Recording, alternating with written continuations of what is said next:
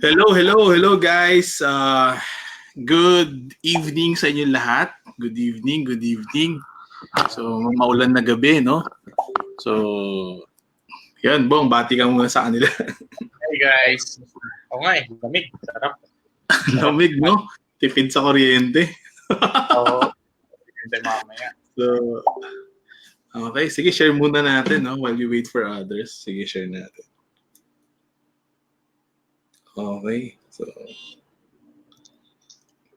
yan, so naka-live na ba tayo sa page? Yan, naka-live na, no? Naka-live. Yan, we have almost 30 viewers na, no? Okay, so type naman kayo dyan, guys, no? Kung nasan kayo, kung nasa kayong lugar yun. Yan. Type lang kayo dyan. Yes, so and yun, kung may questions habang nag-aantay sa iba, so type nyo lang para mamaya dire-diretso rin yung natin, discussion. So yung format nitong mga live namin is usually discuss kami konti and then questions, more of questions tayo ngayon para especially sa sa mga nasa Ecom Pinoy, mga Ecom Masterclass Philippines naming students din. So hello. Yan. So, pusuan nyo na lang din, no? Para malaman namin kung naririnig nyo kami. Pusuan nyo at please share this video kasi gusto natin, share this, guys. Yeah. Share this, be live.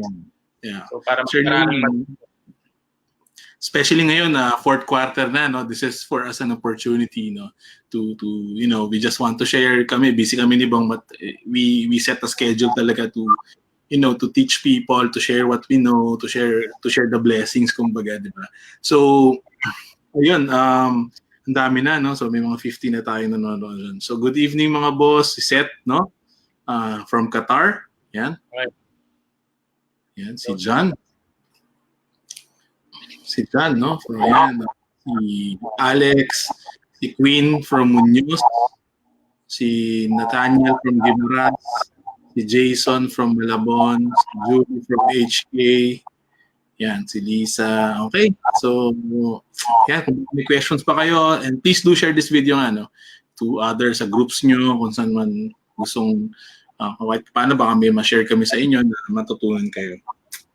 And para dun sa mga nagtatanong, so Q4, kahit Q3 pa lang para sa e-commerce, early yung Q4 eh. Pag August, ramdam mo na yung Q4 niyan. So August, September, and Q4 na para sa amin yan. Yung feeling, yung bentang Q4 na yung mga yan. So, kaya 1.5 month left para talagang kumanta si paring Jose Marie Chan. So, yun na yung, yun na yung naglalabas na ng wallet yung mga Pinoy niyan. Kumanta na si paring Jose Marie Chan. So, yun yung parang start ng Burr month, start ng Q4 for the e-commerce. So, start na rin na kumita tayo as sellers. So, yung kagandahan. So, kung last year, buyer kayo yung nauubusan ng money. So, hopefully this year, nasa seller side kayo makaka-receive ng money para dun sa mga bumibili sa store. Okay? Okay, so if you have questions, type nyo lang dyan. Babalikan namin mamaya. And hi nga pala, John, si Manuel, no? Sila Chris Saicon, nandyan, nanonood. Coaches natin dyan. Okay. So ano bang topic natin ngayon, Bro Bong? So yung topic natin ngayon is yung 4 business models ng e-commerce, especially e-commerce sa Philippines. So hindi ko na-discuss yung mga dropshipping, yung mga other international, more of local lang talaga to. So 4 business models ng e-commerce sa Philippines. And yung business model, so hindi ko i-discuss dito mga B2B, B2C, C2C, mga carousel, hindi yun. So, more of, more of practical application to, ideas, especially ngayong Q4, yung mga pwede nyo pang ihabol kabukas, or kung hindi pa kayo nagbebenta, so yung mga pwede nyong pasukin na e-commerce business models na kaya nyong gawin kahit side hustle nyo lang, kahit gabi nyo lang siya gagawin, kahit weekends nyo lang siya gagawin na kayang-kaya nyo gawin. So, yun yung mga i-discuss ko. Yung top 4, actually, maraming business models, pero itong na-discuss ko. So, top 4 e-commerce business models na kayang-kaya nyo gawin ngayon. So, yun siya. Okay, so pwede na ba tayo mag-start? Oo, mukhang nandyan na sila, no? So we have almost 70 viewers, live viewers right now. So again, thank you sa mga nanonood and congratulations for, investing in yourself, no? Nagsasacrifice kayo to attend this Facebook Live. And we're very much excited na mag-share sa inyo ng value. Okay? Yes. Okay. Sige, so yun nga, start na ako. Sige, so Sige. yung discussion natin ngayon, ano to, medyo top level, so ibig sabihin, ano lang, konting information, and if meron kayong questions dito, so type nyo lang dito sa ano, o si Marlo, pabati ko. So pang Lodi yan. So hi Marlo. Anyway, yun, type nyo lang if meron kayong questions dito sa mga i-discuss ko, okay? So yan. So, the top 4 business model, so start ako, yung isa sa pinakamadali, no? So, yung tinatawag natin na organic selling. So, pag sinabi nating organic selling, pwede tayong, usually tatlo to sa Philippines. Yung una is yung gagawa ka ng Facebook na page and then dun ka magbibenta. Before, sobrang pag may Facebook page ka, dun ka nagbibenta, malakas. Kasi mataas pa yung organic rate ni Facebook. Pero through the years, so si Facebook medyo, syempre at the end of the day, Facebook is a business. So bumaba na yung organic reach niya. So ang dumami na is yung mga sponsored posts. So which is yan, iba naman yan. So yung Facebook page, pwede rin kayong mag Lazada and pwede kayong mag Shopee. So in my experience, so I have 4 Lazada stores now. Even though yung Lazada store ko, so medyo mas mahina siya versus yung other business models ko, e-commerce business model. So, pero maganda siya dahil yun nga, tinatawag natin tong organic. So, ibig sabihin ng organic, para dun sa mga hindi nakakaalam, ibig sabihin ko ng organic, wala kang advertisement, and which is yun yung sa ibang business model kasi kailangan mo talaga mag-advertise. So, dito, if may Lazada ka, if may Facebook page, may Shopee, so kahit iwanan mo lang siya, if may mga nag-i-inquire lang, so sasagutin mo. Pero at the end of the day, halos medyo pure profit sa'yo aside lang dun sa cost of goods mo. So cost of goods and then yung mga shipping fee, yung mga overhead, pero wala kang advertisement, which is yun naman yung medyo malaking expense sa iba. Okay, so yun yung first. So if may question, so mamaya sagutin ko. Okay, so number 2 natin is yung tinatawag natin na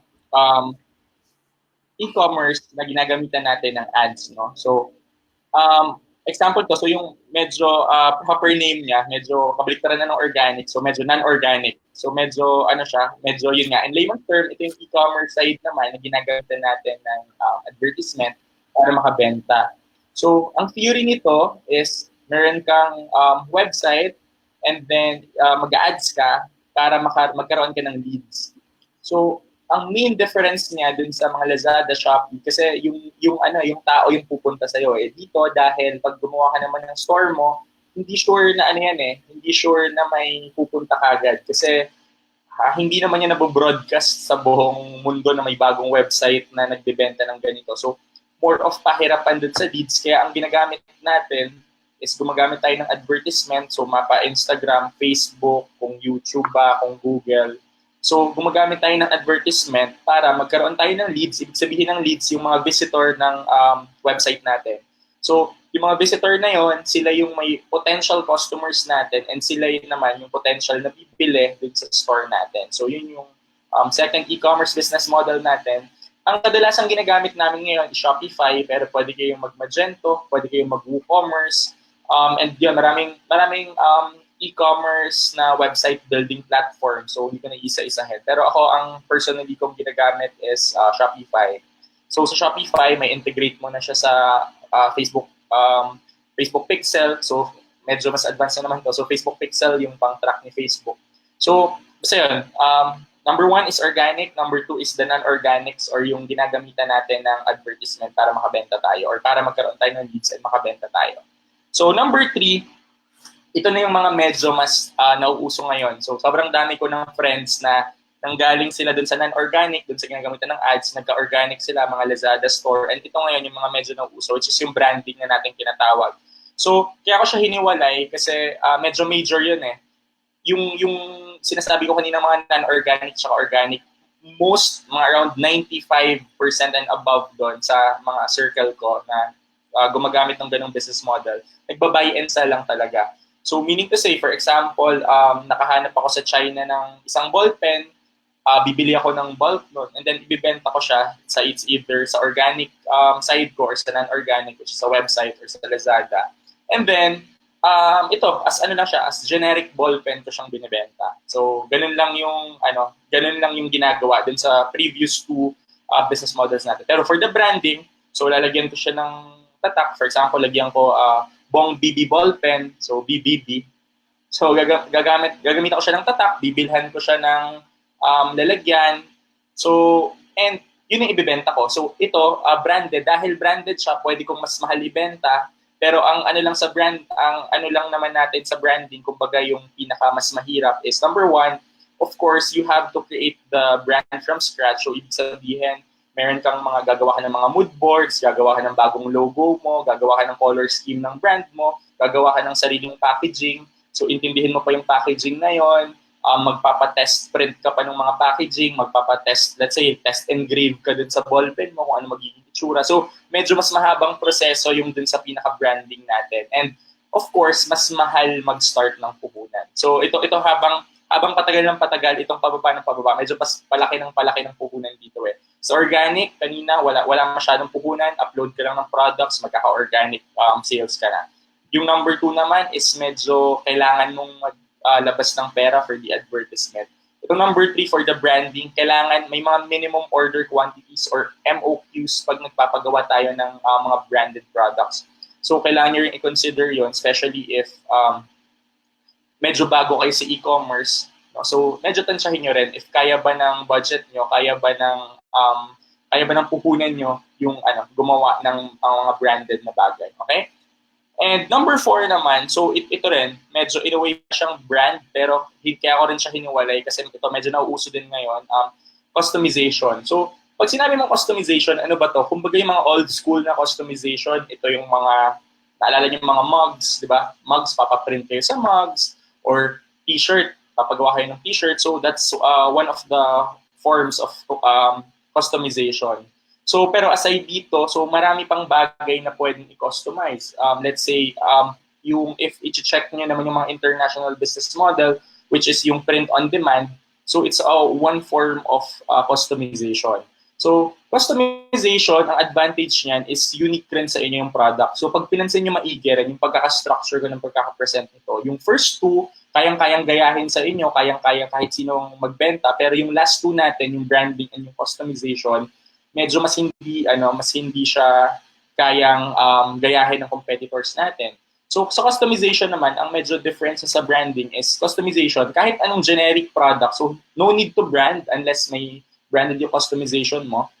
No need to brand, so just create, let's say siguro, mag-advertise ka na gumagawa ka ng mga customized products and ayun, yun na yung parang yun na yung parang edge mo versus the competition na pwedeng i-customize, pwedeng palagyan ng pangalan, like yung mga, mga example, mga keychains, pwede ka magpaano keychain, may pangalan.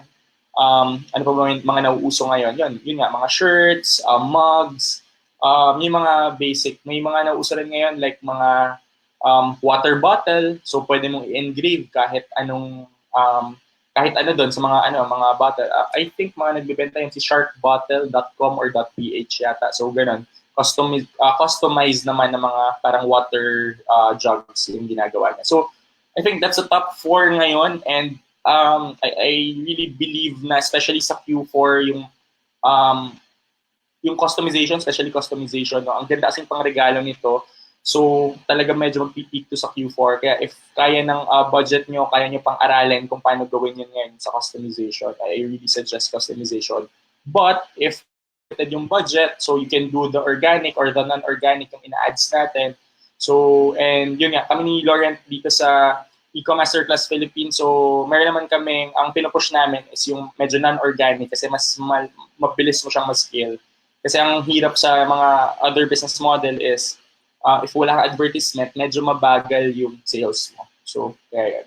So anyway, any question ba sa Any question sa diniscuss ko?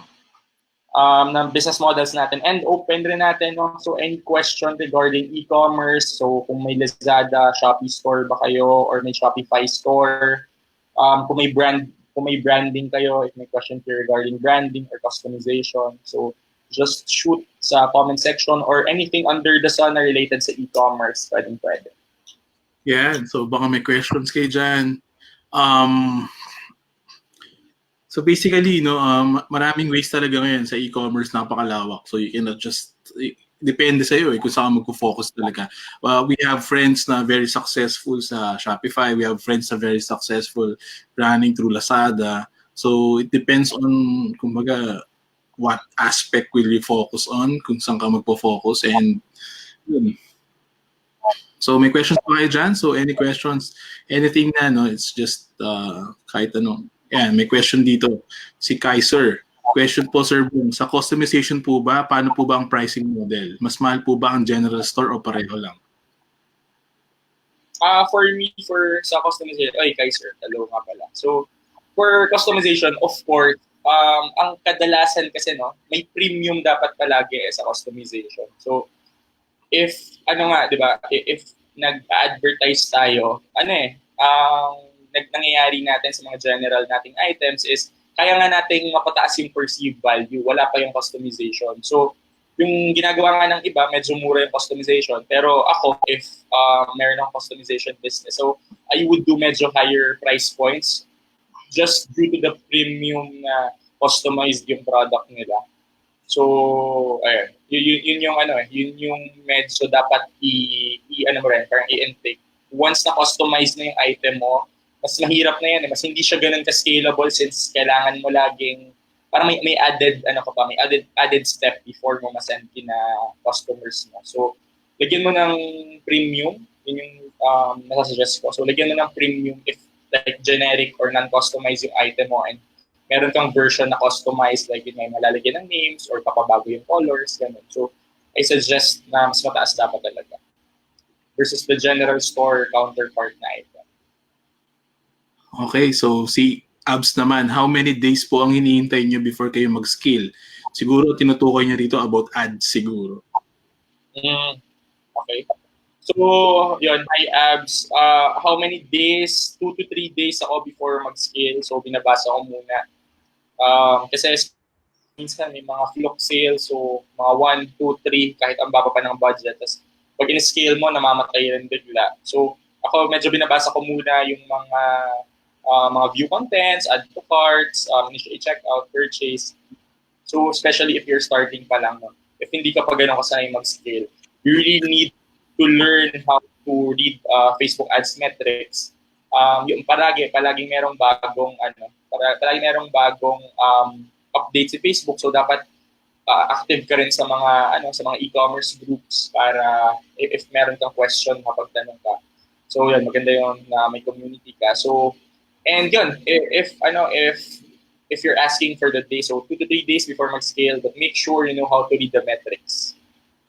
Okay. So si Lulu naman, ano po yung struggles nyo nung nag-setup kayo sa Lazada?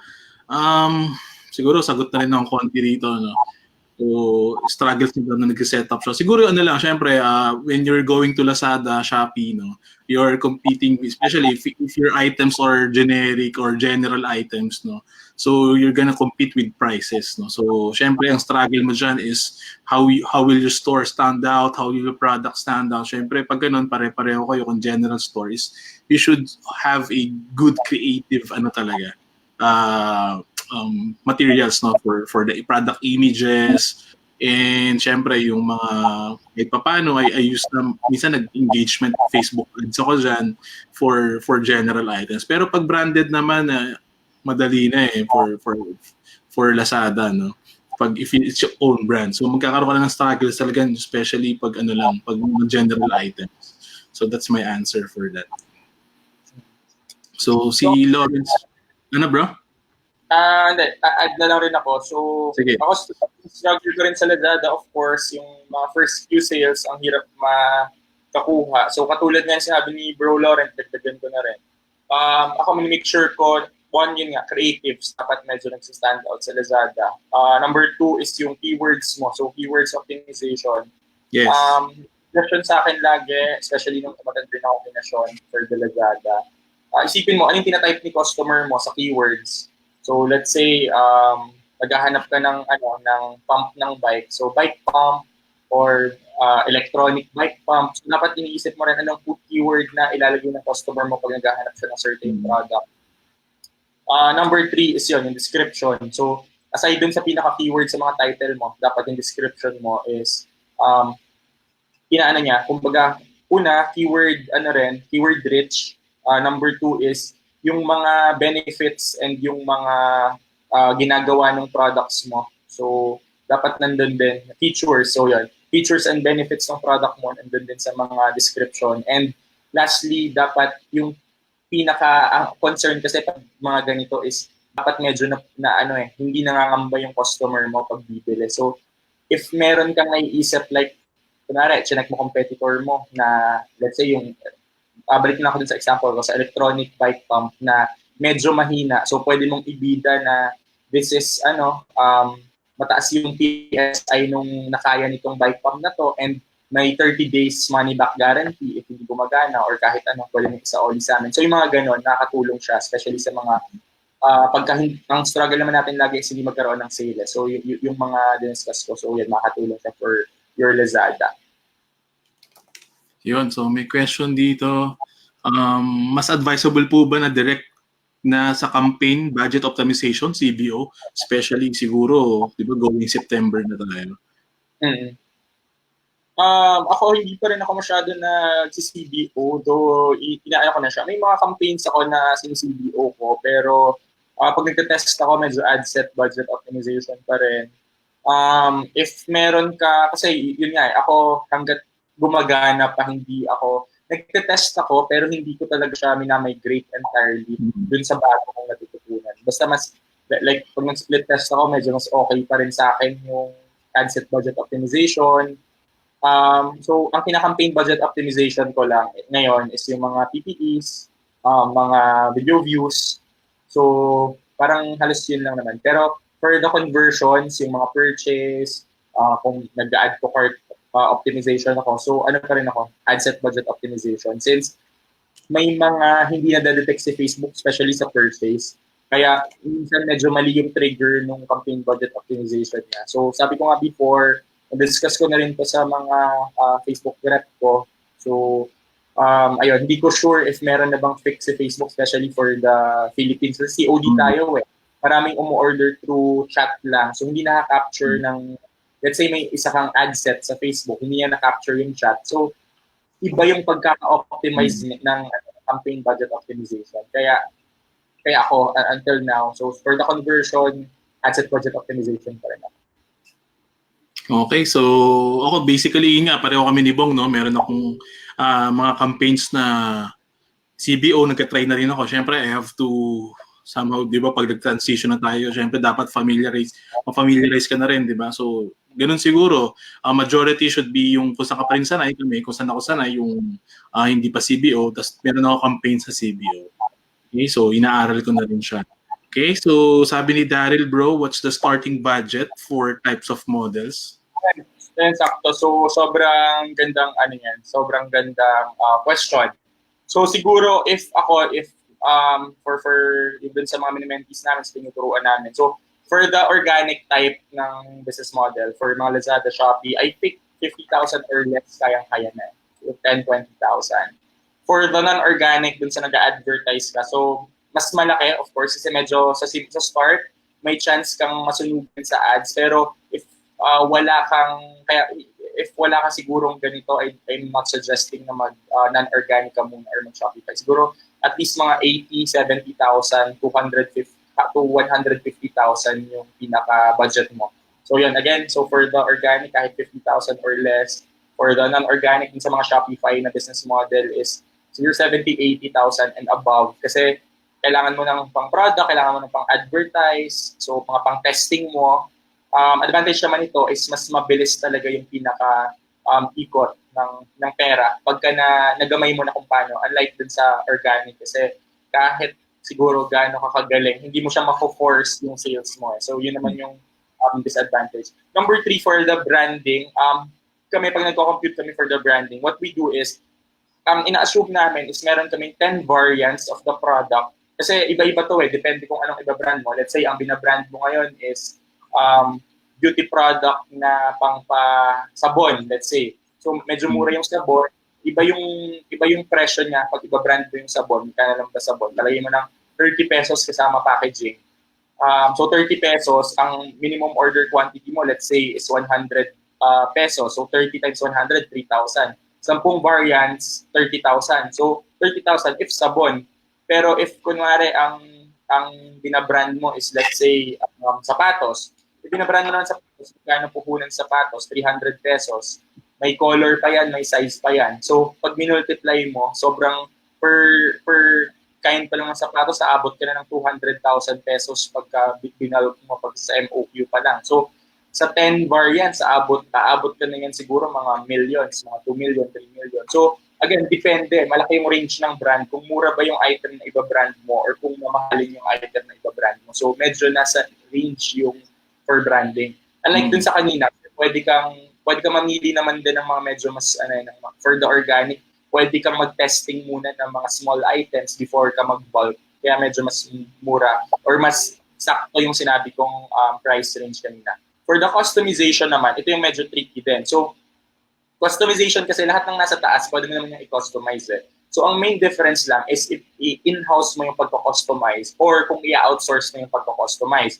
Let's say, ang model mo is lumalapit ka sa companies, nag-aalok ka ng customization, pwedeng kahit wala ka pa ng machine na pang-customize mo, pwede mo namang i-outsource yun. So, marami. Search ka lang sa Google or sa Facebook, marami naman nagko-customize dyan. So, ayun, again, depende. So, price of the item plus yung pang-customize mo, mapa-printer ba yan, mapa-laser engraver, yun, digital printer, direct to garment. So, depende kung anong printer or anong pang-customize na yung gagawin mo sa item. So, yun, if in-house, medyo mas mahal, mga machine can range 300,000 and above yung mga industrial. Pero if outsource mo naman, hindi mo kailangan ng machine. So, yun siya. Yun. So, si Abigail naman, nagda-die down na yung ad sets ko. Ano po bang magandang solution for this? Siguro, for me, sagot lang ako konti, Bong. Yung, lang yun. Siyempre, pag nagda-die down, either talagang you should decide na if you really want to kill it, no? Pero if ever nagda-die down na, and like for me, meron akong, let's say, mandami ko pang inventaryo, what I do is somehow I change creatives, I change the caption. So nag-experiment ako ng different creatives or targeting. So just to, kailangan ko mabenta may mga ganong items ako na pinipilit ko pa rin ilaban, no? Pero of course, as much as possible, pag talagang wala ka naman inventaryo, talagang medyo nalulugi ka na sa ads, maybe you should decide when to pull the plug and off mo na yung ad set na yun. Ikaw ba? May dagdag ka ba doon, bro? Hindi, ako ganun din naman. If nagda-die down, so since malapit na naman Q4, suggestion ko lang, if malapit na Q4, pagpahingahin mo muna yung product siguro and then i-run mo na lang ng pag Q4 na. Pero if, let's say, marami ka talaga nun, so kung nag-ads ka so medyo non-organic ko, upload mo muna sa Lazada, doon ka muna magbenta, mag-antay ka muna ng mga organic sales. So, yun, marami na ngayon unlike before na medyo hindi pa open yung mga nag-i-e-com sa Lazada. Parang it's either Lazada ka lang or Shopify or non-organic ka lang. So ngayon, parang e-commerce medyo hand-in-hand na So if may product ka na hindi mo na mabenta sa advertisement, namamatay yung mga adsets mo, so pwede mong i-organic muna for the meantime habang naghahanap ka pa ng way para gumanda yung metrics ng ads mo. So, ayan, yun lang siya. So, si Lulu, siguro, estimated budget daw for branding or customization?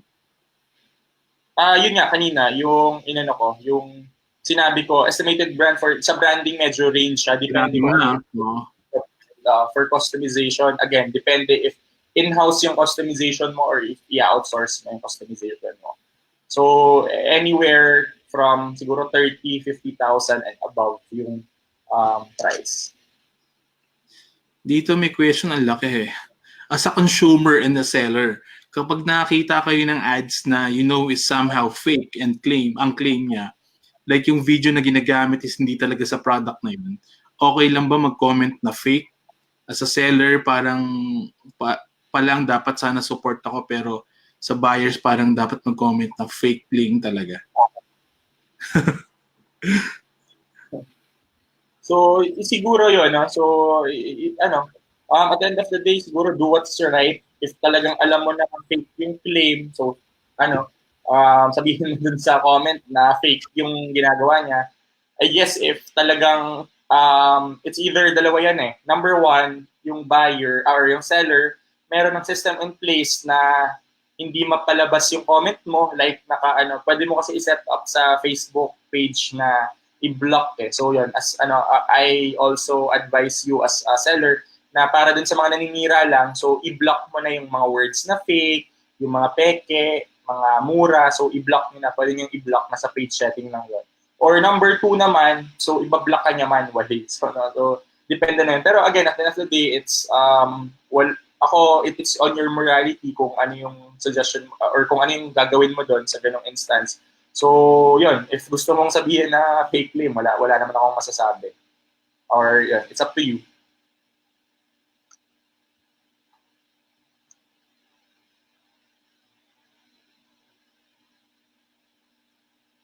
Okay. So, next question natin kay Maki C.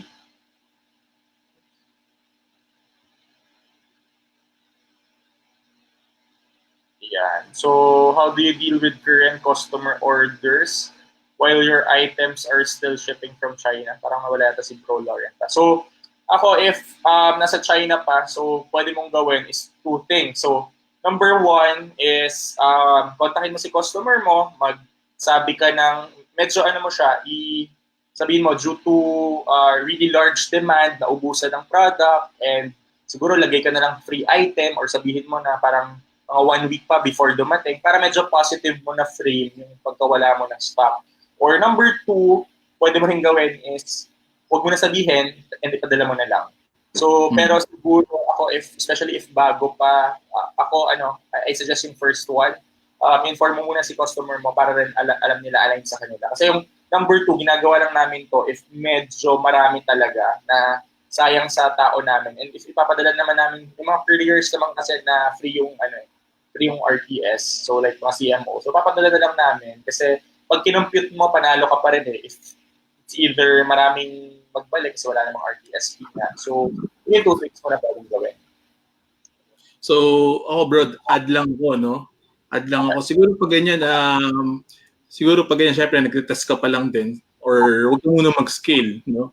Huwag ka muna mag-scale, tansyahin mo yung lead time mo. Kasi baka mamaya, so mag-scale ka agad, you go hard, tapos biglang, medyo ma-stuck yung mga mo. So, control mo yung pag-scale mo.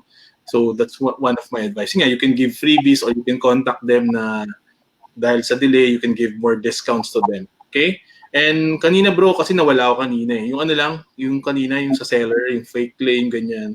So, or if you're concerned, parang concerned citizen, no? Kasi baka fake yung, or baka makasama yung product na yon. Maybe you could message na lang din yung seller, yung page nila, remind them of them na yung mga consequences. Kasi nga hindi natin maiwasan talaga, may mga seller na they just sell per profit talaga eh. So maybe you can message the page just to, yun lang, kasi hindi mo rin mapipigilan kasi na pag kahit type ka sa fake dun sa baba, dun sa mga ads nila, hindi mo rin mapigilan yun. So message them, be honest lang, ano yung concern mo, ganyan. And that's why may mga nagbubuo rin tayo ng mga community, di ba? To share best practices din para at least yun yung maging natin. We check on each others, di ba? Okay? So sabi dito sa customization bro, ilang days usually days for clients kasi di ba usually mga Pinoy hindi sila patient to wait. So ayun po ang ideal sa mga production days. Yan, depende rin nga if yung model sa customization kasi pwedeng maraming business model. So usually if B2B ka ba ginagawa mo or B2C, So if B2C ka, siguro dapat kasi if customization ka na on hand ng mga item mo kasi may lead time ka for the for yung pagko-customize ng item. So 4 to 7 days siguro for an item na kino-customize. I think it's fair. Basta naman aligned sa mga Filipino kasi customize yan eh. Iba yung sinasabi mo hindi sila patient kasi dapat ang expectation nila sa iyo is nandiyan na yung item. So for the reselling yan. Pero for the customization, as long as inalign mo sa kanila na because of the customization, talagang may lead time kayo kasi syempre ginagawa niyo pa yung pina-customize yung item. So siguro mas mahabang time yung kailangan. And also for customization, for this business model, hindi usually nagka-cash on delivery, more of pay first before create or down payment first before create. Kasi yun nga, dahil kinostomize mo yung item, di mo naman, let's say, pangalan ko is Bong, alam naman maghanap ka pa ng kapangalan ko kung ma-return sa'yo, kung ma-RTS sa'yo yung item. So, for the customization, mas, yun yung difference niya dun sa ibang business model. Kasi, dapat dito, medyo pay first yung, ginagawa mo. Number 2 naman, for the, B2B naman yung model mo, business to business, so medyo, of course, medyo mas bulk yung binibili nila, mas aligned rin sa kanila na medyo mas matagal yung lead time, around 2 weeks or 1 month, depende sa product mo, depende sa kina-customize mo. So, at the end of the day, as long as ina-align mo sa kanila, sinasabi mo upfront, hindi ka nagsasabi ng talagang na mabilis or ng medyo unrealistic expectations, yun, ka naman doon, nakabenta ka naman ng ayos. So, mas okay na mag-over-deliver kayo, mabilis mong magawa, kaysa nade-delay ka, nagsasorry ka nang nagsasorry dahil hindi mo kayang makuha or hindi mo kayang mabigay sa kanila during dun sa time na kinagawa. Okay, so how to read metrics daw, sabi ni Christian. So, yun ang mahabang topic to. So, this is one of our topics dun sa mga masterclass namin. Yun. So, metrics reading kasi parang kailangan mo talaga ng hindi ko kayang ituro ng kaagad-agad.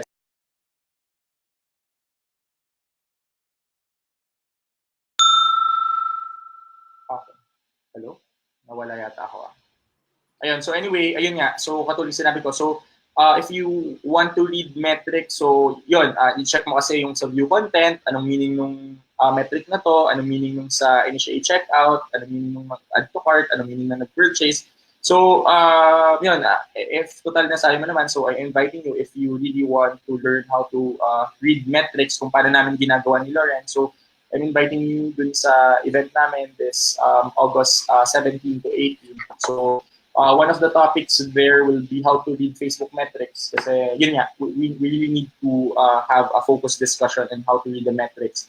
So papakita namin kung anong meaning ng step by step kasi hindi lang to 30 minutes discussion, this will be hours of discussion sa metrics reading. But if you want so may namang mga topic sa online, so yun naman yung metrics reading anong meaning ng mga Facebook columns na to, anong translation nito into your score. So medyo ganun naman yung metrics reading natin tinatawag. Yeah. So kami kasi different approaches different mentors, gurus, no, kanya-kanyang strategy. So kami, iba rin yung ginawa namin ni Bong. So we have different stores but nag-agree kami in certain points. So yun yung ginagawa namin. Yung ituturo din namin for our workshop. No? So again, if you're interested, may link dyan sa taas, no, sa page namin. You can just register there and we have limited seats right now and konti na lang actually available din seats. No? So if you're interested, you can just register there and ayun, check nyo rin yung mga testimonials ng mga students namin. No? So, nandun din yung mga testimonials ng students namin. And, yan, sabi ni Shena, going back to our question and answer, hi nga pala, so kung narinig nyo pa kami, medyo nawala kami, pakipusuan na lang tong video na to. And please do share this video, guys. And very valuable yung mga sinishare ni Bong dito, yung mga tanong nyo. Marami matutulungan din yan. Okay, so share nyo lang yung video. Sabi ni Shena dito, do you always use Facebook ads to get leads for your Lazada and Shopee? So ako, Bong, sagot din ako dito. Yung for Facebook ads, hindi naman masyado kasi nga usually pag Lazada ka talaga is Shopee, is more on organic sales ka talaga. No? So, more on creatives talaga labanan dyan, more on pricing. So, those are the different factors in Lazada and Shopee. At the same time, ako I usually run some engagement ads, no? Kasi si Lazada, guys, merong ano yan, no? May pixel yan. Na siya na mismo yung, pag nag-run ka ng ads, nag-land dun sa product page mo. So, sila yung magre-retarget usually dun sa mga prospects nyo, sa mga clients nyo. So, I do some engagement ads for my Lazada stores. No? So, pwede rin yun. Ikaw ba? May So ako naman, ganito yung logic dyan. No? So, I want to discuss two things dito sa sinasabi mo. Number one, if nag-run ka ng ads sa Lazada, pinlik nung user or yung customer sa Facebook yung ads mo, mapupunta siya dun sa Lazada. Ito mangyayari, ito yung may chance mangyari. It's either bumili siya sa'yo, or number two, nakita siya ng ibang suggested product na katulad sa'yo, and dun siya bumili. So, swerte if sa'yo bumili, pero yun, may pangilan nila na pag nakitang mas mura yung item ng iba and katulad sa'yo, kamukha nung sa'yo, so yun yung bibili nila. Number two naman, parang let's think about ano ba yung Lazada platform. Sinabi ko kanina, it's an organic platform. So ano nangyayari? Dahil yung pag-ads mo, medyo ang target mo kasi impulse buyers. So dahil impulse buyers sila, pumasok sila kay Lazada, bumili sila sa store mo, yung intent ng pagbili nila, which is on an impulse lang, hindi, kumbaga, ano yan same na lang yan if bumili sila kay Lazada or bumili sila sa another Shopify store. So, medyo mataas yung RTS pa rin ito. Dahil yung intent nila dun sa ads is medyo impulse, hindi as organic, hindi talaga nila gusto yung product mo, hindi nila hinanap dun sa Lazada, medyo tumataas yung RTS. So, kaya dalawa yan. Pag yung iba, sinasabi nila, Lazada ko, ang taas ang RTS ko, ang meaning nun, nag-a-add sila sa Lazada. So, nag-a-add sila, medyo impulse yung pagbili ng tao nila. So, at the end of the day, dahil impulse lang bumili, malaki yung chance na ma-RTS. Pero if yun nga, nag-Lazada ka, pero organic, bumili yung tao, meaning nag-search talaga siya, kunwari binibenta mo is ballpen, so, nag-search talaga siya ng ballpen, and binili niya sa'yo, so, talagang 90, 95 and above % chance na i-receive yun ng tao. So, yun lang naman yung dalawa kong takeaways if para for you to think about if okay ba mag-advertise sa Lazada. Yun. So next question, no? Let's answer questions pa hanggat kaya pa nung time natin. Okay, so hello Sir Bong. Question po, ano po bang possible problem if yung ads is active pero hindi nag-spend? Any tips po ba rin sa CBO? Yun, hello Brian. So, possible if yung ads active pero hindi nag-spend. So, nangyari rin sa akin to before. So, dalawa yung pwede nangyari. Number one, if lahat ng ads mo hindi nag-spend pero active lahat, so sa isang, meaning ko sa isang ad account. So, number one, ibig sabihin nun, naka-manual review yung buong ad account mo, or if yung certain advertisement lang hindi nag-spend rather. So, it means na naka-manual review yung advertisement na yun. So, paminsan-minsan kasi, let's say, nag-a-ads ka. Kahit naka-active na yan, paminsan-minsan, nagma-manual review rin sa Facebook. So, I think yun yung reason kung active man siya, hindi nag-spend. For CBO, so katulad ng sinabi ko kanina, so medyo effective yung CBO for me dun sa mga talagang namomonitor ni Facebook na activities like video views, engagement, so meaning ng engagement, like, comment, share. So use CBO dun sa mga ganong bagay. Pero like dun sa purchase, if gagamitin mo si CBO sa purchase, if purchase kasi may mga purchase na sa Messenger nangyari, so hindi siya natatrack ng Facebook pixel mo. So ibig sabihin, medyo may chance na masira yung CBO mo kasi let's say dalawa yung ad set. Dun sa isang ad set mo, ang daming bumili pero through advertisement, and dahil naka-purchase yung pinaka-optimization mo, hindi yun natatrack ng pinaka-CBO mo. Sa isa naman, medyo mas marami yung nag-purchase directly na customer. So, ang tendency ni Facebook, mas bibigyan niya ng budget yung isa, yung second mong ad set na maraming purchase, maraming pixel fires na purchase kasi yun yung na-monitor niya. Even though mas marami talagang purchase in theory yung first ad set mo, pero dahil Messenger, hindi niya na monitor, so babawasan niya ng budget. So yun yung medyo tricky dun sa campaign budget optimization. Kasi may mga kumbaga may mga user talaga kasi na sa chat o order and hindi din sa Yes, yes. website.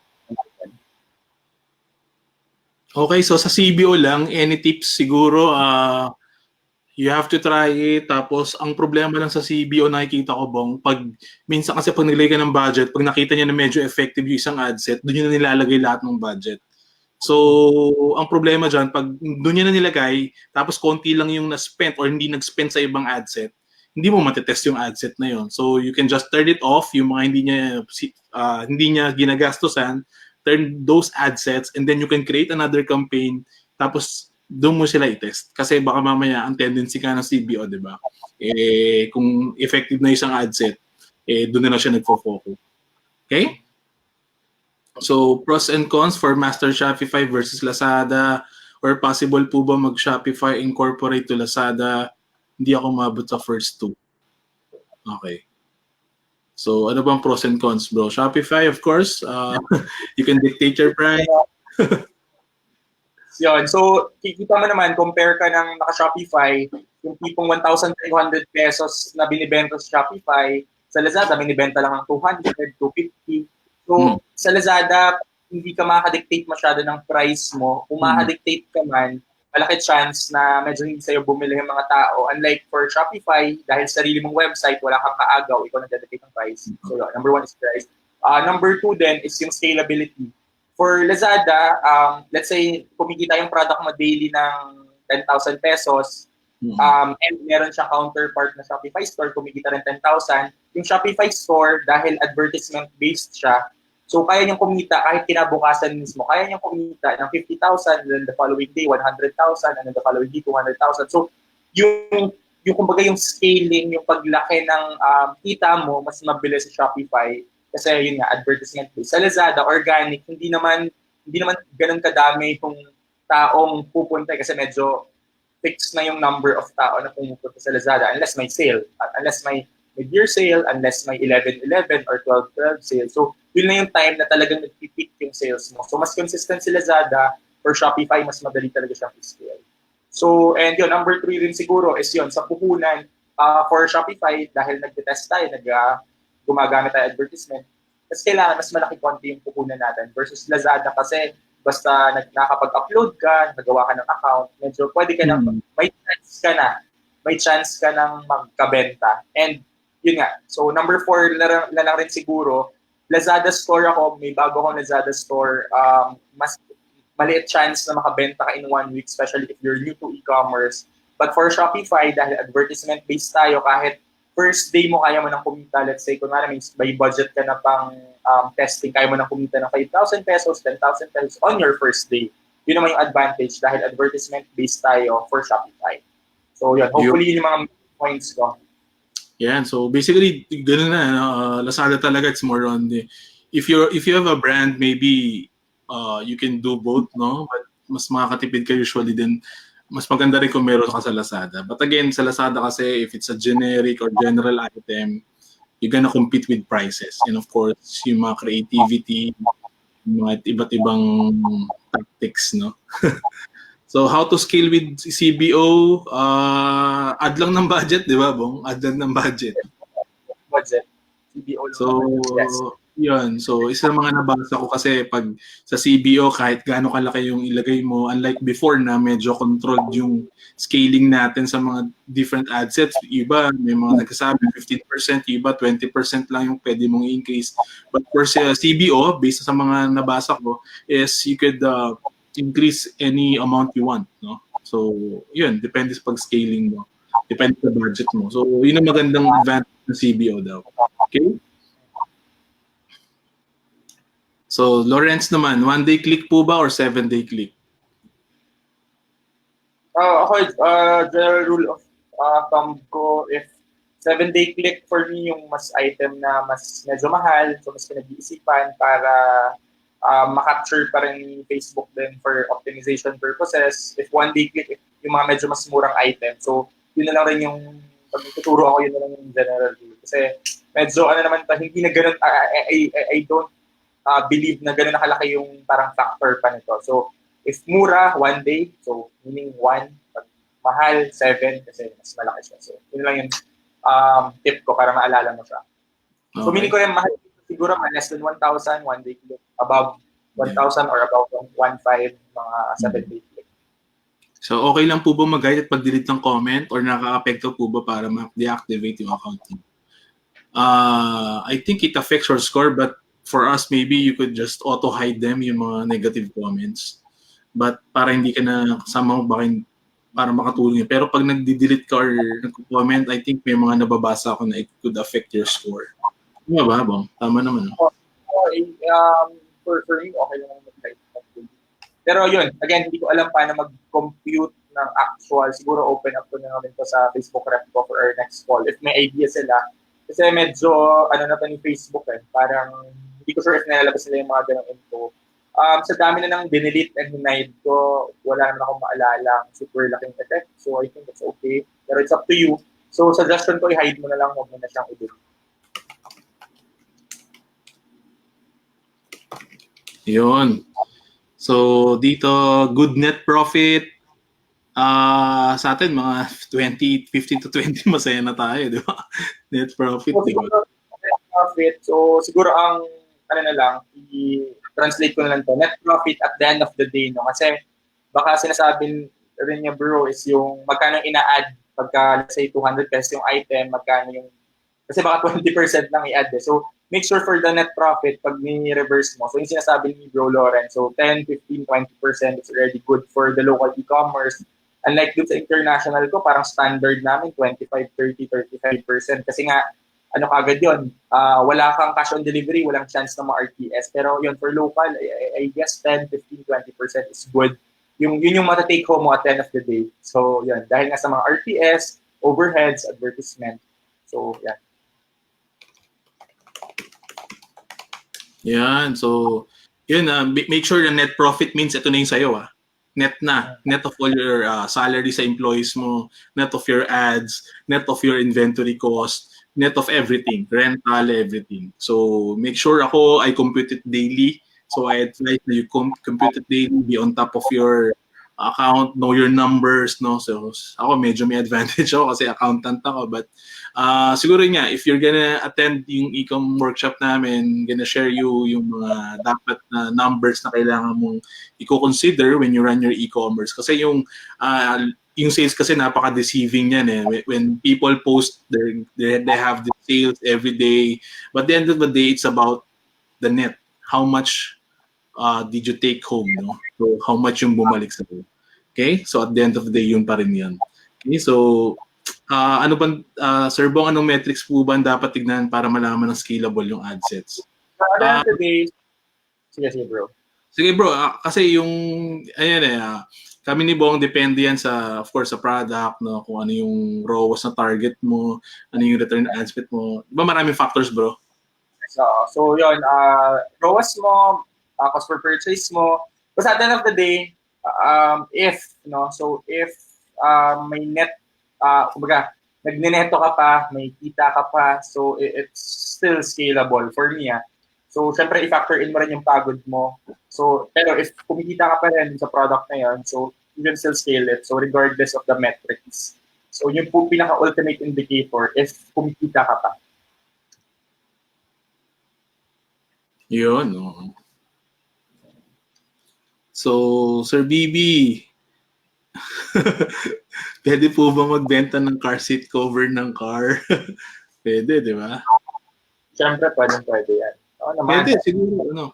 Kumbaga, i-fix mo na per model siguro. Ganun yung per model.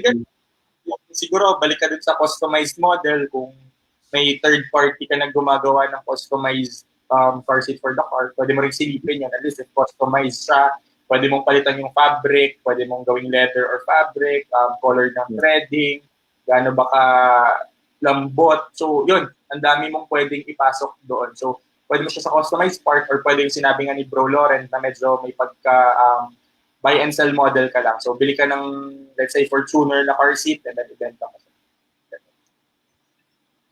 Okay, so okay na tayo, Bong, no? 9 o'clock na. So yan, sasagutin namin yan. Sorry guys, we have another show kasi. So, but sige, few questions lang, bilisan na lang natin. Advisable po ba i-direct si customer sa website instead ordering via FG chat? Guys, kung nandun na yung order sa chat nyo, i-place nyo na yan, kunin nyo na yan, no? Kasi baka tamarin pa yan na pumunta sa website nyo. So, sayang yung sale.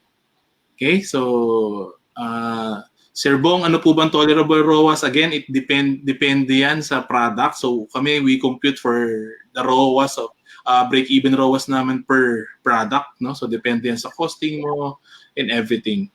Okay, so guys, sagutin namin yung isa-isa sa comment na lang. No? But we're running out of time.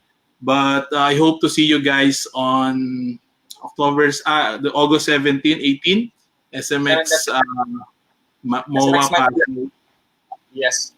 Again, so I want to invite you guys, again, August 17 to 18 in partnership with SMX Academics. Again, they are our official partner. No? So we're the e-commerce arm of the SMX Academics.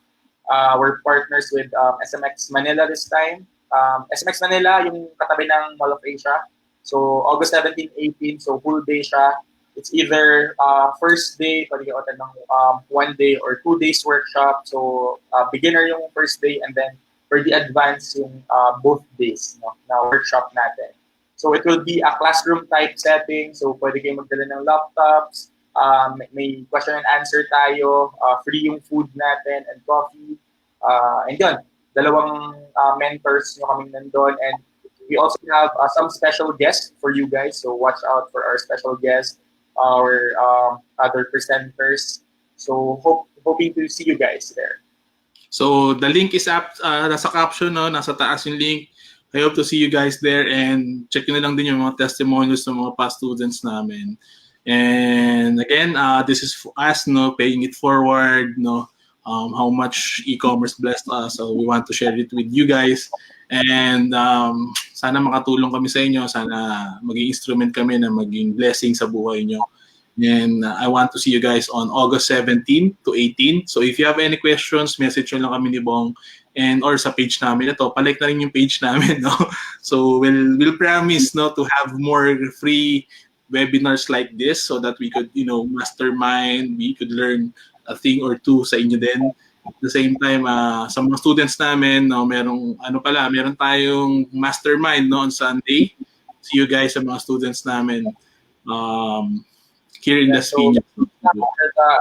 For the attend ng mastermind. So private mastermind siya for our advanced students. So yun, nag-communicate na ako dun sa private group. Okay, so see you guys this Sunday for our advanced students for the mastermind. Free mastermind namin for our advanced students. So thank you. Hoping to see everyone August 17, 18, SMX Manila. Okay. So those who want to attend, message Bong, message me. Thank you guys. God bless. Thank you.